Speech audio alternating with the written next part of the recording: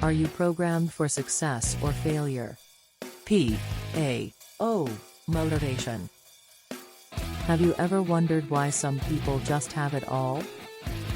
They're well liked by everyone they meet, financially set and attractive.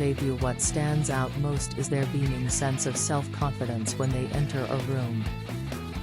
It's almost as if they have a certain presence that gives off positive vibes. Not everyone is this fortunate, however. There are people who are faced with low self-worth. They struggle to maintain positive relationships and often feel resentful towards people who are better off than they are. So what's the difference? How can one person be so incredibly successful while another person constantly struggles just to get by? The answer lies in what I call your invisible lifestyle. Your invisible lifestyle is what made you into the person you are today. You were literally programmed with the habits and beliefs that you follow today, or refuse to follow. So who were the programmers? Look no further than your very own parents or guardians. It's true. Your parents unknowingly programmed you to become the person you are today. The reason I say unknowingly is because your parents raised you the best they could based on how their parents raised them. Because of the brain wiring of your original programmers, your parents, as an adult, you are duplicating the way they lived when you were young. For example, let's say you were raised in a household where both of your parents were always there for you. They took an interest and encouraged you in everything you pursued. You grew up seeing your parents work hard every day, take interest in you and treat each other with respect. As a result, you grew up to have a successful career and a happy marriage because you worked hard and treated your spouse with respect just like your parents. Now let's look at another scenario. Imagine a life where you grew up in a neglectful household. Your parents never encouraged you or took an interest in anything you did ever. Your father had a negative outlook on life because of his traumatic childhood, so all he knew how to do was raise you the same way that his father raised him. As a result, you grew up with a negative outlook on life, just like your dad, and you have low self-esteem because nobody took the time to encourage you and take an interest in you as a child. Is this your fault? No. Of course not. You did not ask to be dropped into your parents' household. That is the hand you were dealt in life, and now, as an adult, you're living out the consequences. In these two scenarios, you're living out what I call invisible lifestyle. A stands for always.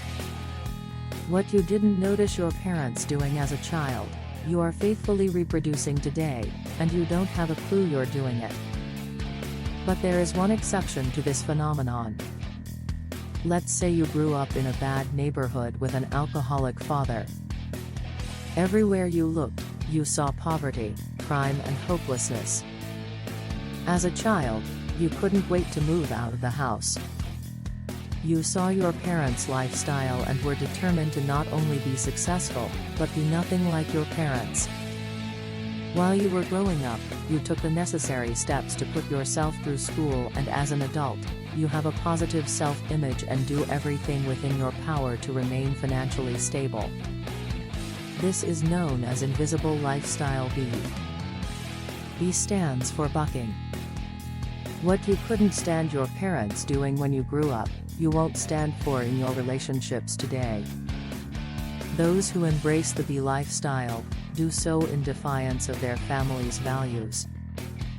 The B lifestyle can create the black sheep of the family, and that goes for highly troubled families or very successful ones. Invisible lifestyle B has taken place when an inner city boy or girl goes on to pursue a successful career as a lawyer while each of their siblings end up in jail. On the other hand, a child from a wealthy family could go against his parents' values by recklessly spending and eventually filing for bankruptcy as an adult. Now, I'm not telling you to place blame on your parents. Your parents raised you based on everything they knew at the time. It's all they knew. It's not their fault, it's nobody's fault. The key is to understand and accept the fact that the negative values you absorbed from your parents, i.e., fear of failure, low self-worth, jealousy, are programs literally wired into your brain. And if you have enough discontent with these, it is very possible to change that programming in your adult life. But simply knowing this is not enough. You must find these programs and learn how to decommission them. In other words, you need to know what to do and how to do it, especially if these programs seem to dictate your behavior.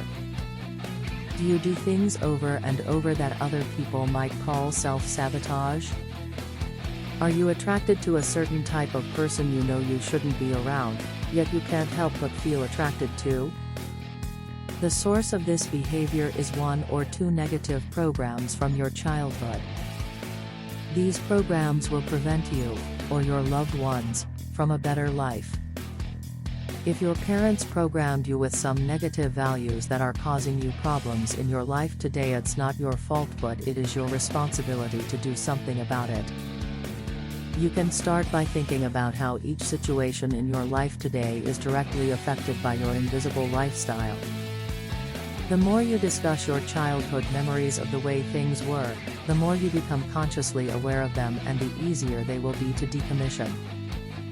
Over an entire lifetime, most people will not make the connection between their behavior as an adult and how their parents lived during their childhood. They will accept their parents' values without questioning anything, never knowing the real reason they continue to make the same mistakes over and over again. But now you know better than that. Don't live your life with a blindfold on. Create a better future by first identifying and then eliminating the values from your parents that are causing you trouble today.